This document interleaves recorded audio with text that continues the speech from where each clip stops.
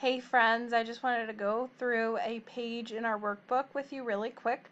We'll be focusing on that popcorn word for. Remember, it's not the number four. It's like, I have something for you, a gift.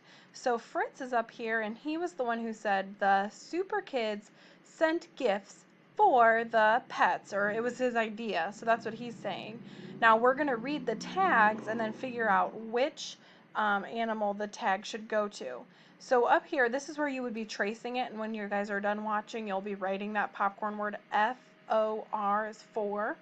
So it says for the rabbit. Rabbit. Now look down at the bottom. I see the red vest. Was that for the rabbit? How about something like a soft bed? A collar with a bell on it? It was actually this one down here. Remember how they had put the plant in the pot so the rabbit could kind of nibble on it. Maybe it was like some lettuce or cabbage. So this plant one would go all the way up at the top if we were cutting and gluing. Now here is where you guys would have to write that popcorn word for all by yourself. So it would say for the all gull. So for the seagull, did they give the seagull that red vest to wear? A bird in a vest sounds kind of silly. How about a soft pillow to sit on? Yep, so that was that one we would cut out and put right up here. The soft bed was for the gull. Next, we would write that popcorn word F-O-R for golly.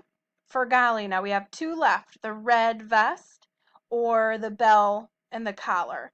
You could sign the color that Golly's gift was. You guys would be signing red. Okay, so that red vest was for Golly. And then the last one, again, we would write F-O-R for the cat. And you know that for the cat was that collar with the bell on it. And remember how Carter had those kitties at his house? Maybe he'll have to get his kitties some collars with bells on them. Then they would be jingling all night long as they were moving. Thanks, guys.